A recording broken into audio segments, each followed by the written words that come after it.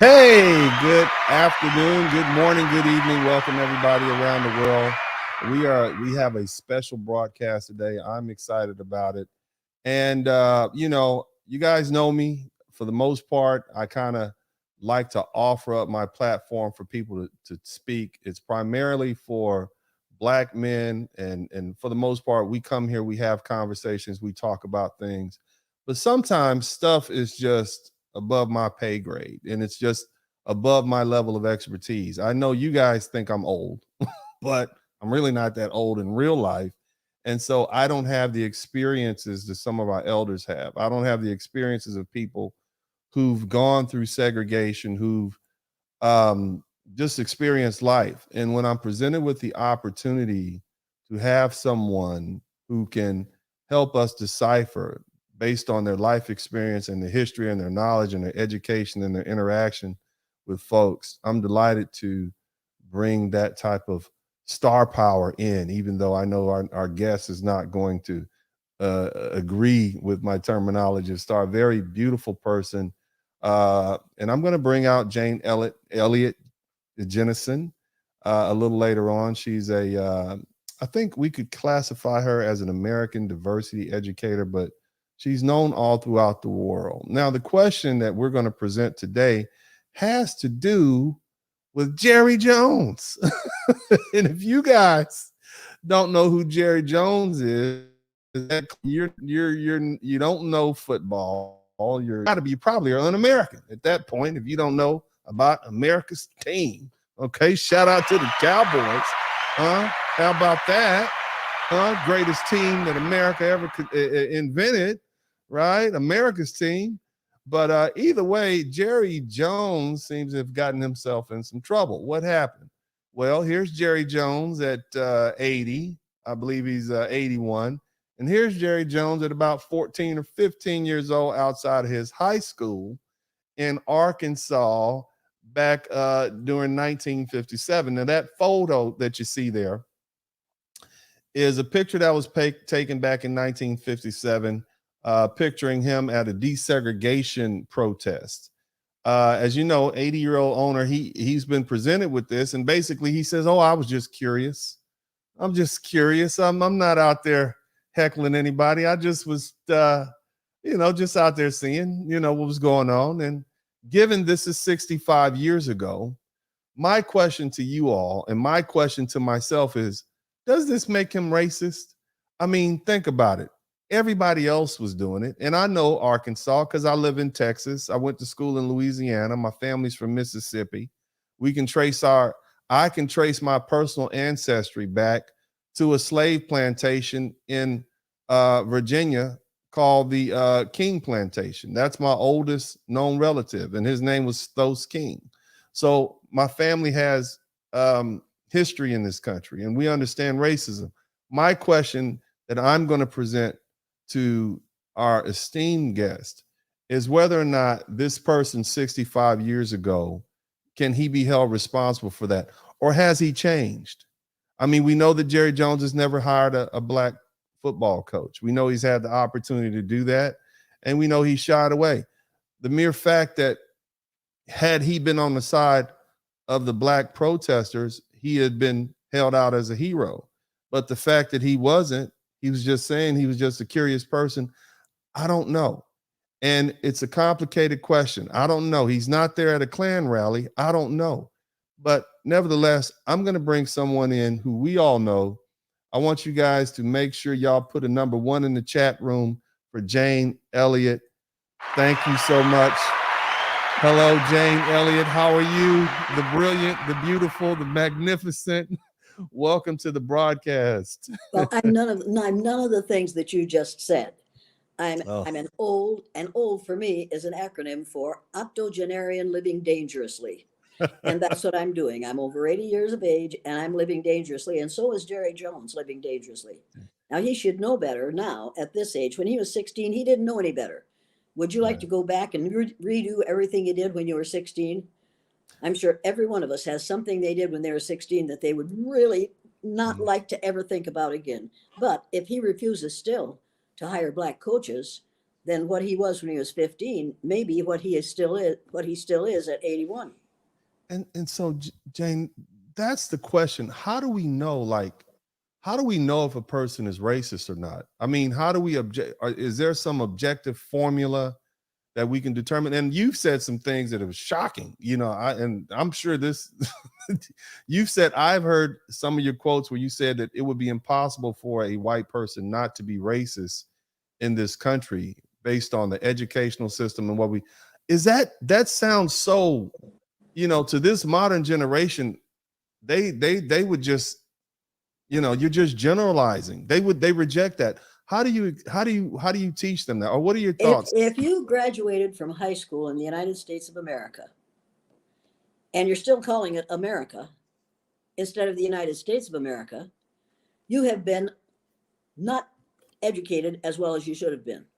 If you believe that Columbus discovered America in 1492, somebody should have told you that there were people who look like you, my friend, on this continent between 20,000 and 10,000 years before Columbus was a gleam in his father's eye. Now, if you teach that all the things that were important, or all the discovering, all the inventing, all the creating in this country were done, all those things were done by white males, you are teaching racism. And that's what we have done in this country for the last, at least as far as I know, 89 years. But we should have stopped doing it. We haven't done it. We haven't stopped doing it. And it's getting worse instead of better, because right now schools are having trouble with teachers because parents who think they should be running the schools and don't want the administrators to do it are going into schools and saying, fire that teacher if she keeps on putting those books on the shelf. Mm. We're in worse danger right now than we were previous to Brown versus Board of Education, because right now parents think that they are qualified to decide what books children should read in the schools. This is crazy. This has to be stopped. We have to realize that. Anybody who thinks, if people say to me, well, I'm white. Well, sure, I'm white. Number one, you aren't white.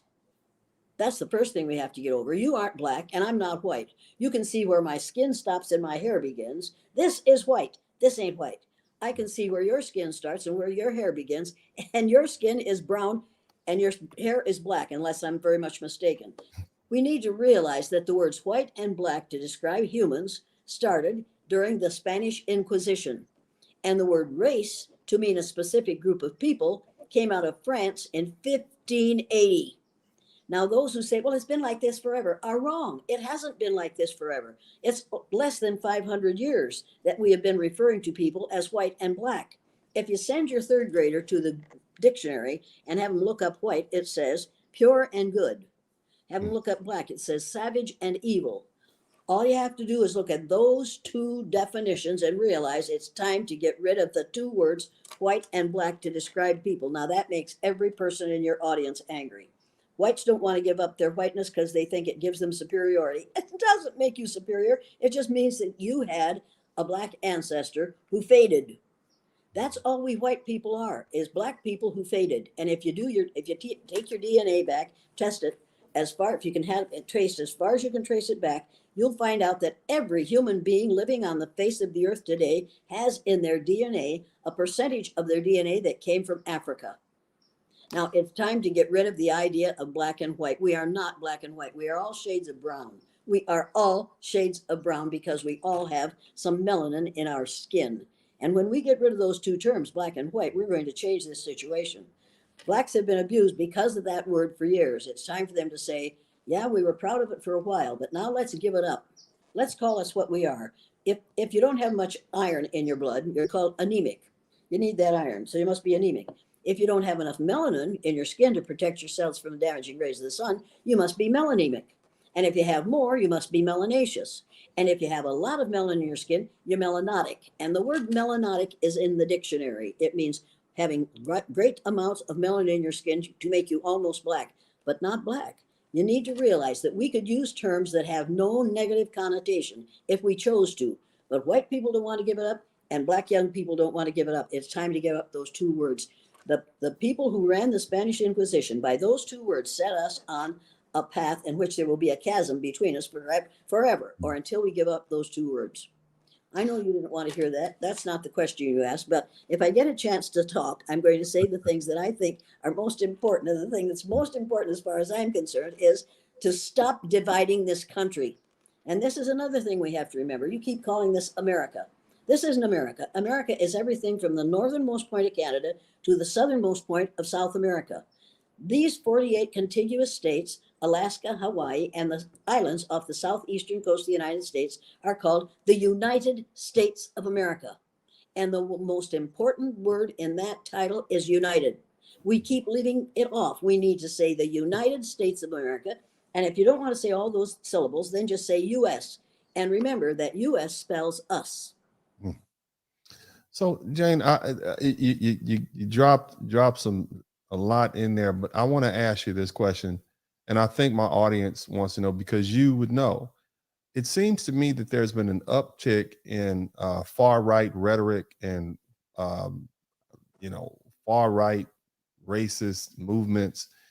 What's going on now in this year that's similar to back, I guess, in the 1930s and 50s or 1930s and 40s? Do you see some parallels that maybe you can relate to us? Absolutely, and I can tell you why.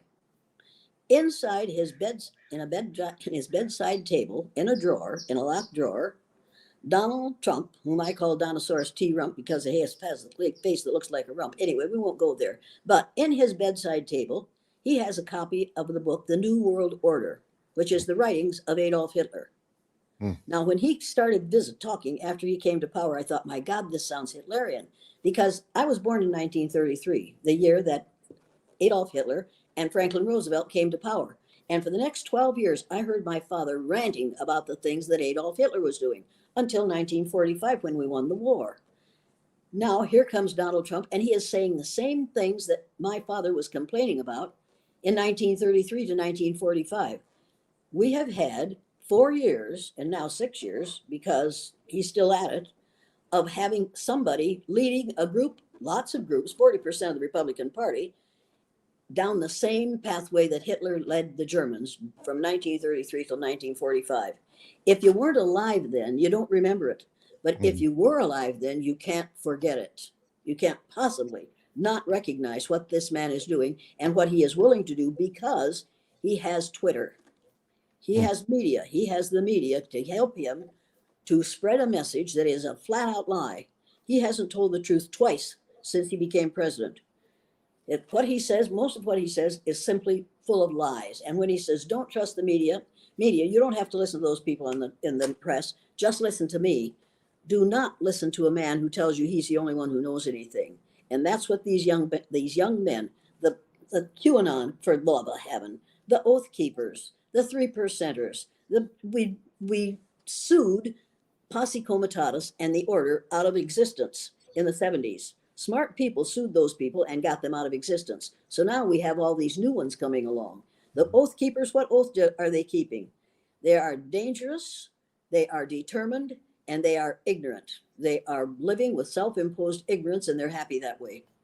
Jane, do you think maybe these white men are angry because they've read the statistics and they know that the prediction is that by 2050, white will be the minority in this country? You think that's they're scared to death. They're scared to death. Mm-hmm. They are absolutely terrified that people of color are going to think that we good Christians who say do unto others as you would have others do unto you, that they are going to think that those people of color, think we want to be treated the way we have treated them.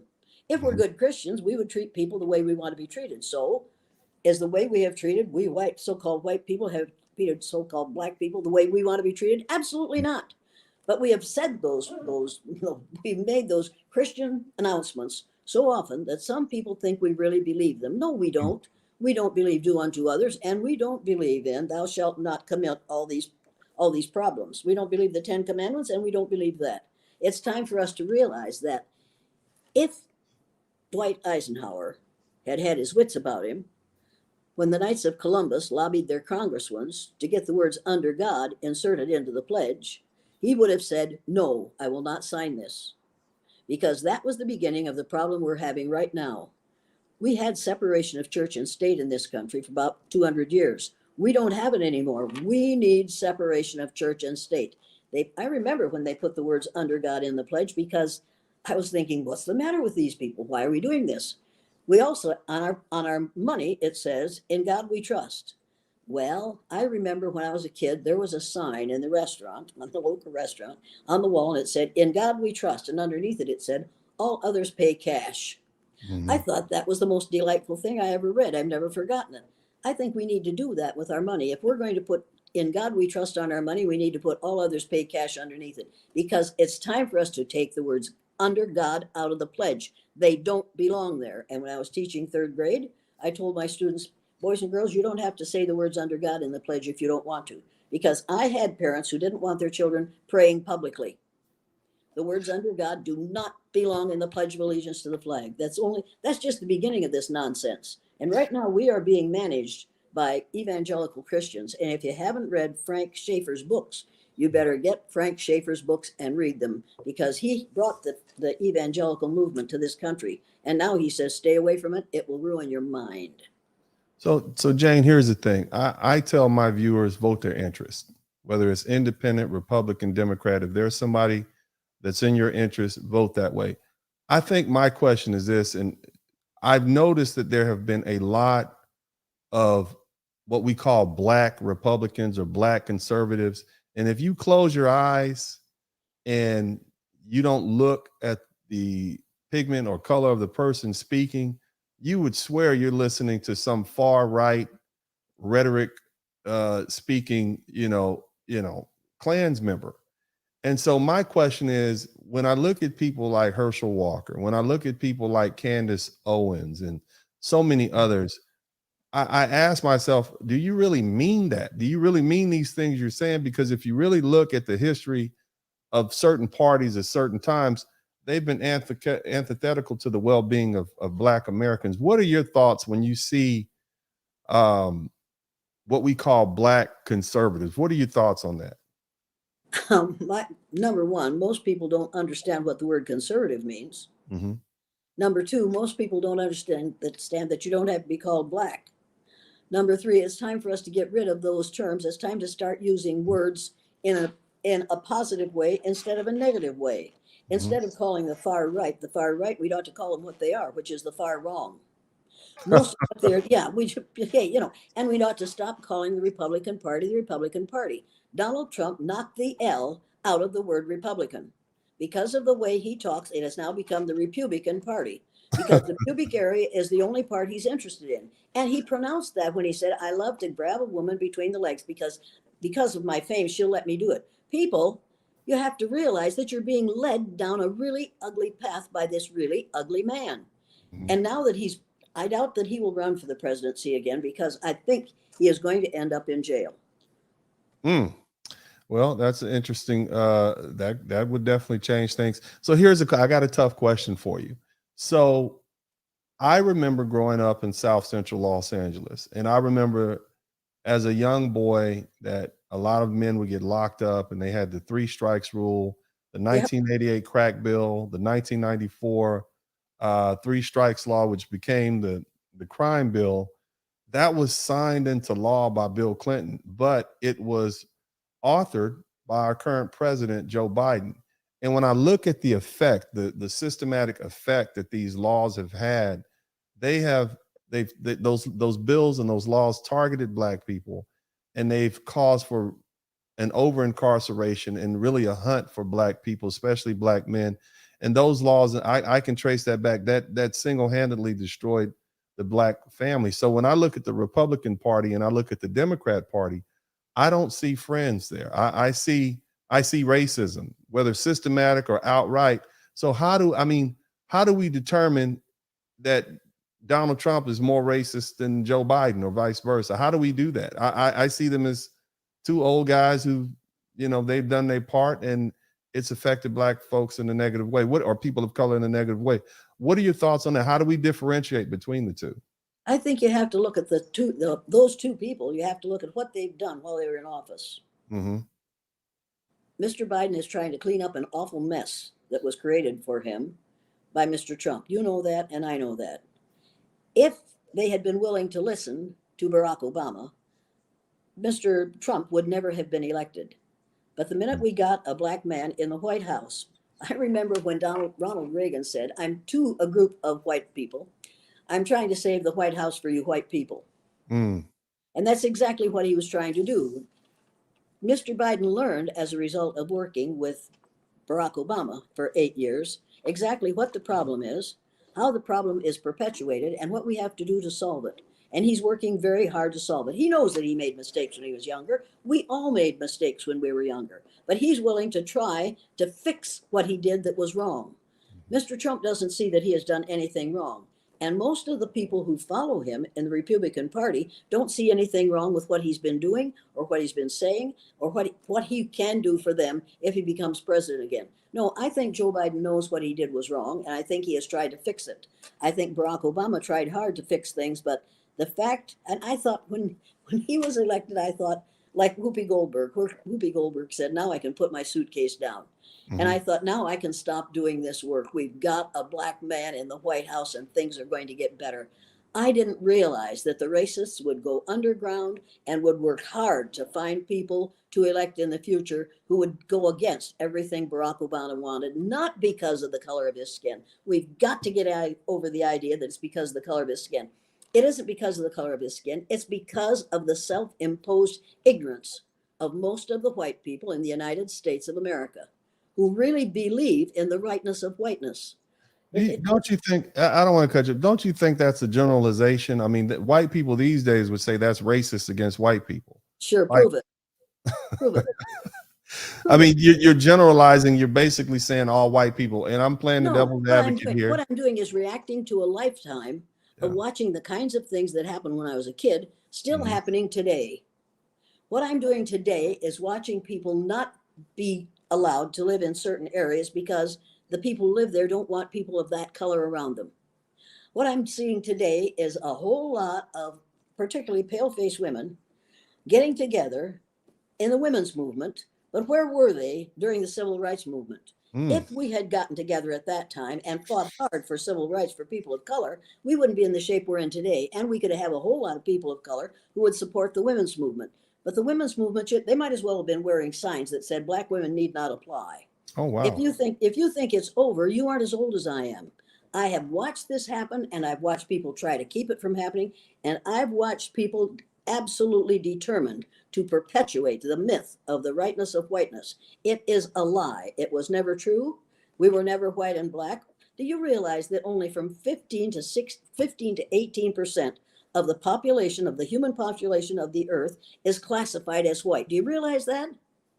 I was aware of that, but a lot of our listeners are not. No, and I think a lot of your listeners don't realize that the word race, meaning a particular group of people, came out of France in 1580. They don't realize that because they don't have to study those things. They think it has always been this way. It hasn't always been this way. This is a recent construction for people who found out that if you can convince enough people that you were bright because you had the right color skin, you could convince them that they could never succeed. Do you have any idea? Have you read the book Nile Valley Contributions to Civilization? I have. I actually have read that. Yeah. If people in the schools today realized that 4,000 years before the birth of Jesus Christ, 4,000 years before the birth of Jesus Christ, people in the Nile Valley were doing cataract surgery with metal instruments. That's 6,000 years ago.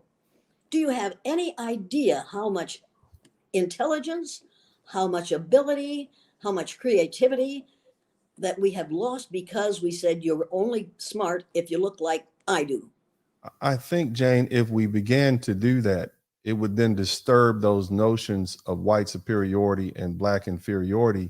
And then that would interfere with the order of the day. You would begin to disturb minds. People can no longer.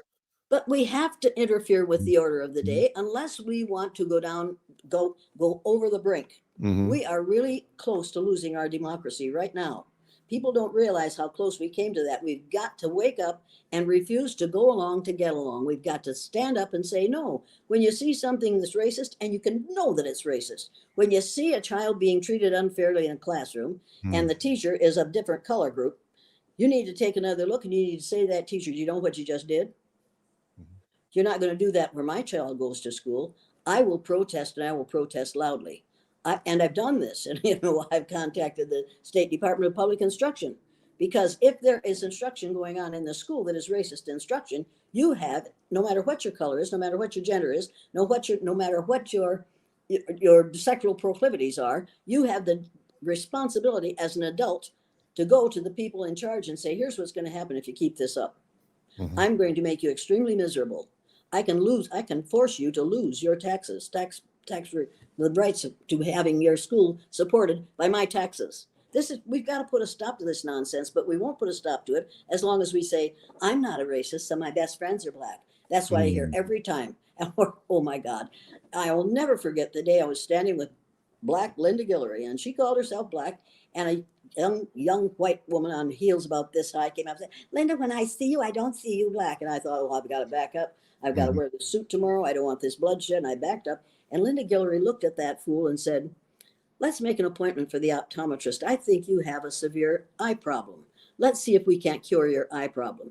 I said, Linda, that was beautiful. She said, what would you expect me to say? Do you see me black? I said, yes, I see you the color you called yourself. She said, then why doesn't she? You have to realize that we cannot talk ourselves out of what we learned from before we were born. Okay. So Women of color get treated differently in the delivery room and in the prenatal situation than white women do. You know it, and I know it. Yeah, We that's need true. to realize that we start acting like racist and treating people in racist ways prenatally, and we don't stop after you're dead. In Iowa, we have a special place for you in the cemetery because we don't want to put those people who are the different color in the same place with white folks, because we don't know what they're going to do when they get down there. It sounds ridiculous, but you go to cemeteries in the southern part of the United States, you'll find the same thing going on. It's going on now, and it was going on then. What do you think? You mentioned this earlier. You said something about in the women's rights movement, they might as well held up signs that said black women need not apply. Can you elaborate on that more? What do you mean by that? What you're saying, that the women's rights movement had racist undertones? Is that what you're saying? The women's movement was deliberately used by the males in charge of this situation to shut down the civil rights movement. Mm. If women, white women, and that was all about white women, if white women had joined the civil rights movement, then those what we call those people could have gotten their rights, and then they would have cooperated with getting women's rights for all of us. The most brilliant women I know, and the reason I resent people calling me and asking me to do things like this is because every black woman in the United States of America has forgotten more since breakfast about racism than I will ever learn. And And is that she has to know it, and she has to realize it, and she has to know exactly how to walk, exactly how to talk, and exactly what to tell her son when he goes out of the house in the morning. I never had to say the things to my son that black women have to say to theirs, because I knew he was going to be all right, until I did the blue-eyed, brown-eyed exercise. And then I found out what you have to say to your son if you are seen as a pariah or as someone who shouldn't be in the teaching profession, but certainly not in small towns in Iowa. I found out what I had to say to my son. And I had to say, you're going to be treated badly because of who your mother is. You need to realize this, and I'm sorry. I can't do anything about what they're doing to you, but I can tell you to get ready for it, that this is what is coming. all right? So we're coming up on about a half hour. I only want to have you for an hour because I don't want to, I don't want to keep you too. I know you're busy and you have other things to do, but I do want to get some solutions here. You've been fighting white supremacy, racism through education for decades now. Wait a minute. Let me close the front door because the sun is shining in a bad way.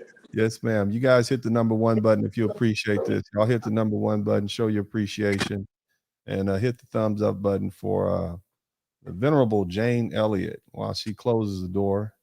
I'll make sure y'all show your appreciation. Let's give a hand clap. Welcome back, Jane Elliott. So again, my question is, and as I said before, you've been fighting this fight. You've been educating people for decades now. What are the solutions moving forward? What do you hope for the United States of America and hopefully the world over the next 50 years, over the next 100 years? What would be your message to the young people? If you're going to continue to use the language of the 14th and 15th century, black and white, all these different races. If you're going to continue to do that, then men need to come to school wearing knee breeches and powdered wigs, Mm-hmm. and women need to wear clothing that their waist is no bigger than 18 inches around. And we have to give up our present means of communication and transportation. If you're going to speak the way they spoke in the 14th and 15th century, then travel and eat and be entertained the way they were then. Nobody wants to do that, but they are unwilling to give up words that didn't make sense then and don't make sense now. But after all, they're tradition. Well, it's time to get rid of that tradition. The first thing we have to do is question our language. Whenever I see a person who's reading the news and he said, and there were biracial and multiracial people there. No, there weren't, unless there were people from another planet. Mm-hmm. There are no biracial people. There's only one race of human beings on the face of the earth. It's time to give up things like biracial and multiracial. They don't exist. It's time for us to change our language. If we change, when you start calling kids, look at all these little brown kids. That means everybody. Get the National Geographic magazine for April of 2018 and read it. It will blow you away when you realize how ignorant we have been for the last 89 years. We could give up this ignorance. The problem in this country is self-imposed ignorance. To solve self-imposed ignorance, you self-educate. Go to my website. Download the printed learning materials. The first is a set of typical statements that white folks make that think they aren't racist. Oh, Lord, you go through those and you start to want to vomit, because here are all the things that we say all the time. Read the first one and then read the clarification of that statement, how it is perceived by the person who's on the receiving end of it. Go through, I think there are 24. Go through them. Learn some words that you'd best never say again and why you'd best never say them. Then go to the commitments to combat racism. I think there are 14 things there that you can do in your own environment to deal with your own racism. They're perfectly simple things, like when somebody makes a racist statement, you confront them about it immediately. You don't say, well, he didn't really mean that. No, you say, wait a minute, do you realize what you just said? But how do you know? But see, here's the thing. How do you know they even know they're racist? I mean, I think human beings like to give other human beings the benefit of the doubt, and we want to assume they meant the best. And so you don't want to just go running around saying, oh yeah, he's racist, he said this. And so how do we know that what this person's intention was? How do we Hey, it doesn't mean it doesn't matter what you meant by what you said. What matters is how it is perceived. Okay. I don't have the right, when I hear somebody make a racist remark in my presence, to just say, well, he probably didn't mean it that way. Because the person sitting beside me jerks, and I know that this person heard it in a way that is very different from the way the person who said it meant it. That person's, Elie Wiesel said, you must not tolerate the intolerable. If it's what is happening is intolerable for another person, it should be intolerable for you. So when somebody starts to tell, and I've had this in my family, which is the reason my mother kicked me out of the family after my father died. I've had this person start a racist remark, and I'd say, wait a minute, you're going to tell that where I am? Because I'm going to stand here. I'm not going to leave. It would be diplomatic of me to walk away and let you go ahead and tell this, but I'm not going to. If you want to tell that, you have to tell it someplace else. So my brother-in-law went out on the porch. So I waited about 2 minutes and I followed him out because I owned the hotel. And I figured I don't have to put up with this. And I followed him out. I said, where are you going to tell that, Tom? This is my property.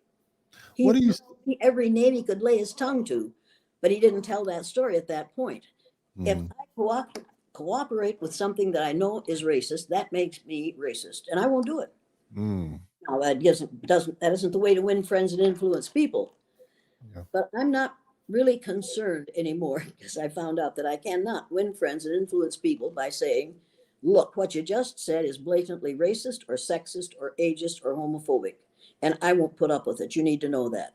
That lessens the number of people who want to have anything to do with me. But when they see me coming, they immediately have to watch their mouths. It's time for we pale faces to have to watch our mouths. Well, I mean, I don't want to call any derogatory names to anybody, and I think that's probably a good step. But that's just me. But here's a question, and I'm gonna go back. I want to circle back to eliminating certain terminology. Now, you say black, white, and I'm assuming brown, whatever.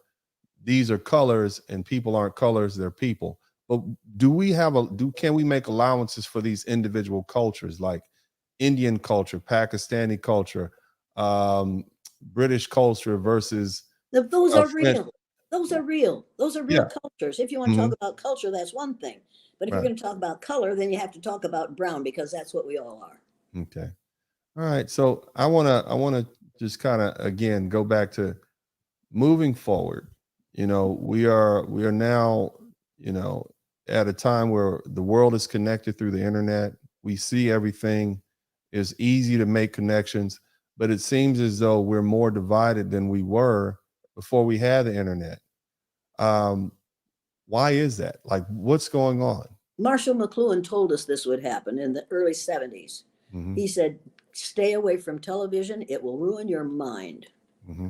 And I read that book and I thought, why, that can't be true. And then I have watched what has happened since then. It's only been in the last 5 years that you see people in commercials on television who are other than whites. Mm. In the beginning, when there was television, there was a white woman cleaning her toilet, and out of the wall came a man's voice telling her how to do it. I resented that immediately. And I'm a white, so-called white woman. I thought, what Mm. the heck is going on here? I didn't realize that what was happening was I was being conditioned Yeah. to believe in the brilliance of white males. Hmm. And that is what our history has done. That's the way we have taught history in this country, even in the math books in third grade. The Yeah. little story problems are all about how brilliant the little boys are and how dumb the little girls are. We have been teaching racism and sexism in the schools in this country for at least 250 years. I realized that, and after I'd done the blue eye brown eyed exercise, I understood what I was doing, how it was happening, and how I had been conditioned to believe in the myth of the lightness and the greatness of whiteness and of males. It took me a long time to realize that I'm not inferior because of my skin color or because of my gender, maybe because of my age, but not because of those other two things. And we have to stop teaching that only white males have done good things in this country. Okay, so let me side with the white males real quick. Just let me be the Go ahead. lawyer that I am. What's wrong with them being proud of themselves and their accomplishments? What's wrong with that? I don't Well, first, see well, anything number wrong with one, that. let me put it this way. You Hmm. look in any book that is describing how we all began, okay? And here's a big burly man striding into history. Yeah. And I'm thinking, wait a minute, how did he get to be there? Because there's some woman behind him. You don't see a woman behind him. We only talk about men. Men did all these things. We teach history in this country in a way that says that everything that was important and that was brilliant and that was creative was done by males, Mm. except for somebody who made a flag. Betsy Ross, right? Well, Right. that's another story you ought not to be telling. But as long as we teach racism and sexism in the schools, that's how long we'll have racism and sexism in society. And as long as teachers don't recognize that that's what they're doing, and that's another thing, as long as we call people who are in classrooms and doing the instructing teachers, that's how long we won't really respect what's going on there. I'm an educator. The word educator comes through a duck deuce, which means lead, the prefix e, which means out, the suffix ate, which means the act of, and the suffix or, which means one who does. An educator is one who is engaged in the act of leading people out of ignorance. And you can't do that as long as you're teaching that Columbus discovered America. And you can't do that as long as you're calling the people who were here when we got here Indians. They weren't. They didn't come from India, and this wasn't the Indies. You Mhm. have to realize that we are living with the mistakes made by people in 1492. So It's what time do to you get over that. so what do you tell I mean, what do you tell people who, because there are people in the black community who say just get over it. It's 500 years ago. Like, and I mean, like, Get over what? get over slavery, get over Oh, segregation, oh, get oh, over. oh, oh, sure. Get over slavery and then explain to me Kanye West and the person who was running for the Senate in Georgia Hmm. and the way he behaved and the way he was taught, and paid to behave, Mm. and the kinds of things he said and the kinds of things he did because of somebody who was telling him what to do. No, no, no. We haven't. We had a president for 4 years who wanted to reinstitute slavery in this country.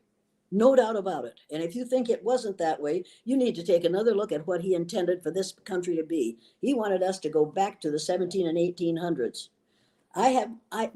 People who say to me, there's no slavery anymore. Wait a minute. Look at what black women have to do in order to make a living for their children. Look at what they have to do in order to find a decent place for them to live. Look at what we white women allow to happen to black women because of our ignorance about skin color. Skin color isn't the problem. Ignorance is the problem. And as long as you teach in the schools that only white folks have done good things, that's how long this problem will be perpetuated. People have to go to school. Here's the thing, Jane. I hear you, but as I look at it, like, and I hear you blaming white men, and my thing is this: white women and white men played a part through this whole time throughout history. Yeah, we know the white man was out there, doing what he had to do to conquer the earth, and yeah, there's a lot of atrocities and things that happened, but the white women benefited from that. So how can white women now separate themselves from white men as if, oh no, it wasn't us, it was those guys? That just seems to me to be disingenuous. What do you say to people who say, and there's a famous comedian who made a joke about that on Saturday Night Live. I forget his name, but he made a joke about that on Saturday Night Live. Y'all sat by and y'all watched us pillage the world, and you rolled around in the blood money, and now you're just blaming us. And he said, oh no, you sit down and take your talking to too. I forget the gentleman's name. What's his name, y'all? Somebody put it in the chat room. It was interesting. What are your thoughts about that? Well, I think he's right. I think women have been conditioned to believe that they are less than, and that all you have to do, by the time you're 18, you should have attached yourself to an important white male. I think we have been led down that ugly path. And I think there are those of us who say, wait a minute, don't believe that nonsense. Don't believe that you aren't as smart as the men in this class. Wait, let me put it this way, and you aren't going to like this at all, and I don't care. Until some man can carry a living, growing person inside his body for 9 months and expel it from his body, something the size of a small grapefruit, through a hole the size of a green pea, no man had better tell me what I can do with my body. Right. No man had better tell me that I cannot have an abortion. No man had better tell me that I have to have a child. Do you realize that Mr. What's-his-face, T. Rump, closed the Planned Parenthood clinics because he was aware that in 1987, 60% of the fetuses that were aborted were white. He was quite convinced that Planned Parenthood clinics do nothing but offer abortion services for women. That's not the way it is. And he was concerned that we all know that within 30 years, white people will have become a numerical minority in the United States of America. So number one, and he said this out loud, we're going to put a wall across the southern border of the United States so that those brown-skinned people can't come in here because brown-skinned people reproduce too rapidly. If that isn't racist, I want you to tell me what it is. And then he closed the Planned Parenthood clinics. Women need the Planned Parenthood clinics. They are not there just for abortion. And furthermore, you need to realize this. If a woman wants an abortion, she'll get an abortion, with or without it being legal. We did before it was legal, and we will do it now that it's illegal. Because we know better than to carry a child that we don't want, that we can't raise, and we don't want to bring that child into the world. We have the right to make that decision. So here's the thing, and I want to, this has been a hot issue in the Black community amongst Black Americans specifically, because we've learned that since Roe v. Wade, 1973, over 18 million Black babies have been aborted. There are more babies aborted in New York than born. Many of these clinics are in Black, and specifically Black and brown neighborhoods. And so when we see that, we said, this is genocide for us. Well, of course it is. But I mean, to me, like, how can we as Black people, only 13% of the population, support abortion when it seems like those mechanisms, that particular ability to abort your child, is kind of targeted and pushed on Black folks? It's almost like a trick. We're undesirable, so let's tell them, yeah, you got the freedom to have an abortion, and now we're aborting what would have been 1/3 of our population. It just we've got to start educating students from preschool on to the brilliance, to the magnificence of people of color. we've got to start recognizing and talking about and educating about the wonderful things that we have because of the efforts, because of the intelligence, because of the ability, because of the I creativity know, of but people of color. James, this, We've but is got that? to start telling people that blacks were here first and they will be I here know. last. I hear you, Jane, but is that the white man's job to do that? If let me say it like, let me say this. If I was a white man and this was my country, I'm not going to go publicize all the great things that black people did. I'm going to publicize the things that white people did that was amazing, because that makes, If you're dumb enough to do that, do it. If but you're it's, dumb enough to say that only people who look like me are yeah, right, what you are saying is a very small percentage of the population of the earth is right. right. But That's a ridiculous thing to say. That's a I know, but ridiculous thing to do. it's almost like this is a white country. They've let us know that. They've established that. I wouldn't go to Uganda and expect them to publicize the wonderful things that folks in Norway have done. You know, I would say, yeah, let's publicize all the wonderful things, and let's promote all the wonderful things that people in Uganda have done.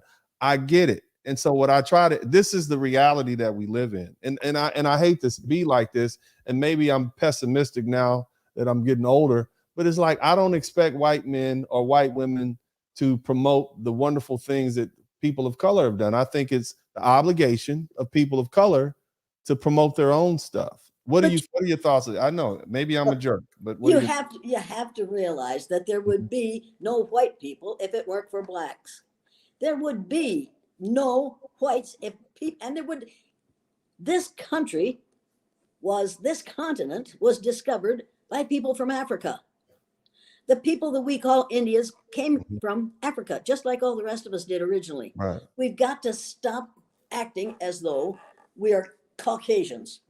There were no people in the Caucasus mountain regions until people from Africa moved there. Right. We have to start telling the truth, but people will say, well, that's prehistory, that's prehistoric. No, by God, we decide what is historic and what is not historic, and Yeah. we decide that anything that happened before white folks came to a situation really didn't happen. That was prehistory. No, it wasn't prehistory. The reason we are what we are is because of where we came from, and we all came from the same place. And once we get And that into our heads, yeah. we're going to be able to communicate with one another. And I agree with that. I just don't think that black people or brown people, we should wait around for white people to do for us. I think we should begin to do for ourselves. I think this is what I'm not going to wait around for white people to do for us. I think we have an obligation to do for ourselves. But And they say, were hey, doing what you were doing for yourselves before we got there. that's true. That's true. Yeah. All you're doing is going back to what you were originally instead Mhm. of believing what you've been told by people who are faded. Yeah. You're believing things that people say who don't know what the hell they're talking about. Hmm. Because if you really think that there is such a white person, I'll tell you where you can find them. Go to Tanzania. Okay. Everybody Google Tanzania and then look at albinos. In Tanzania, there is a large group of albinos, and the witch doctor tells them if you cut up the rest of the people, if you cut a piece off one of those albinos, you'll have magic powers. Mm. You want to be treated the way they are treated, the albinos are treated in Tanzania? I don't think so. I think we all have been misled and conditioned to the lie of the rightness of whiteness and to the existence of white people. We are not white. I'm not white. You're not black. We are brown. We are shades of brown because we all came from the same place and we all have some melanin in our skin. And here's another thing you have to remember.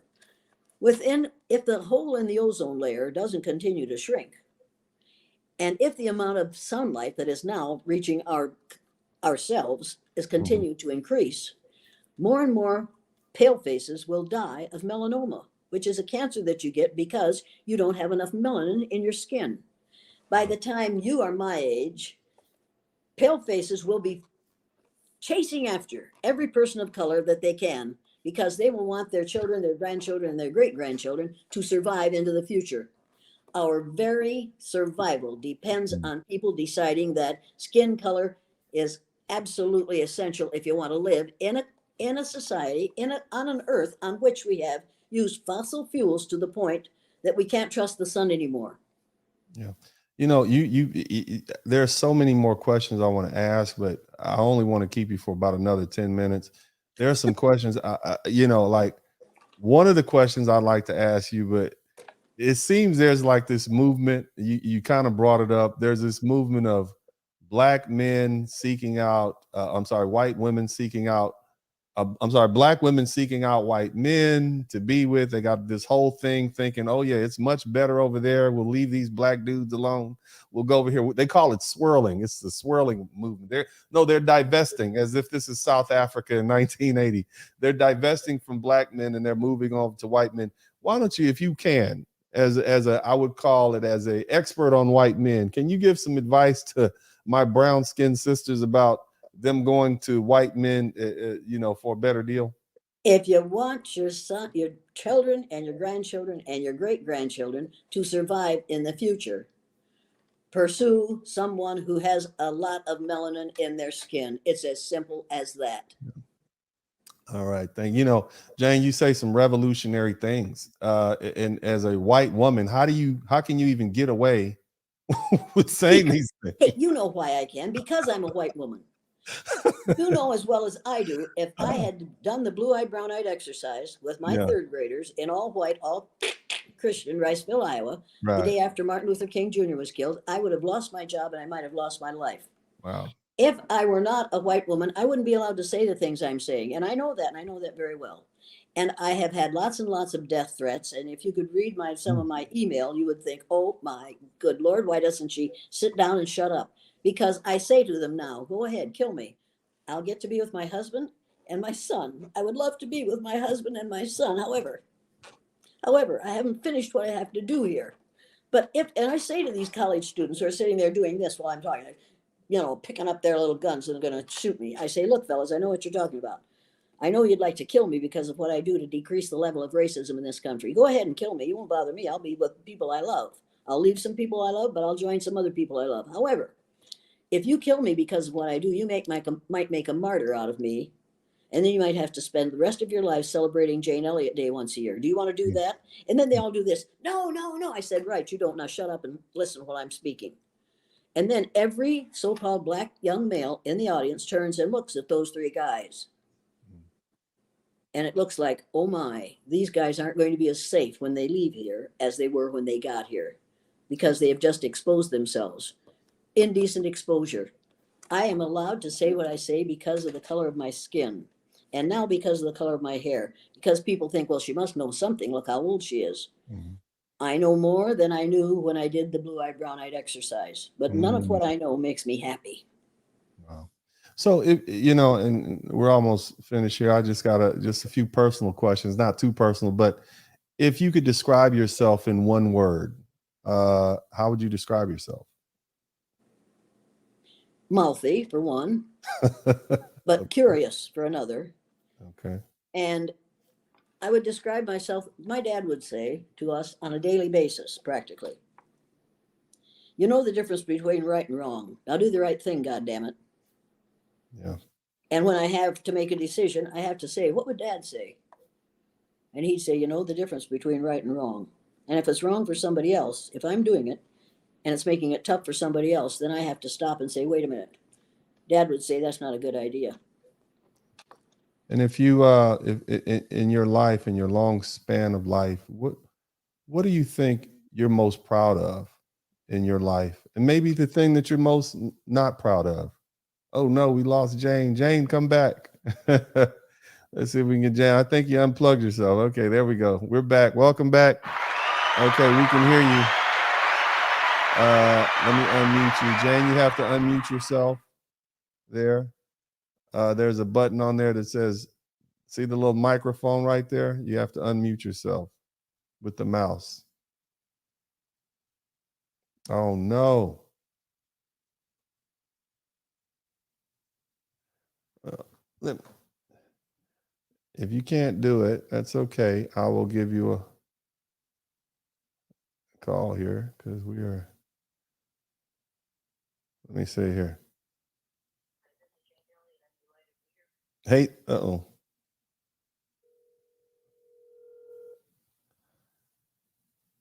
All right, we lost Jane. You guys make sure y'all hit the number 1 button for Jane Elliott. I'm calling you now, Jane. All right, Jane, I'm calling you now. I can actually add you. I got technology so they can hear you now. And I think my last question. Go ahead. Okay, the thing I'm not proud of it, but the thing I'm most grateful for is being allowed to do the blue-eyed, brown-eyed exercise and learn what I learned from that exercise, and to be able to do it with students in the Riceville School for many years after the first one, and to be rehired even though I was doing it, and have administrators that understood what I was trying to do and approved of it. That's the thing. I'm not proud of it, but I'm grateful for it. Okay.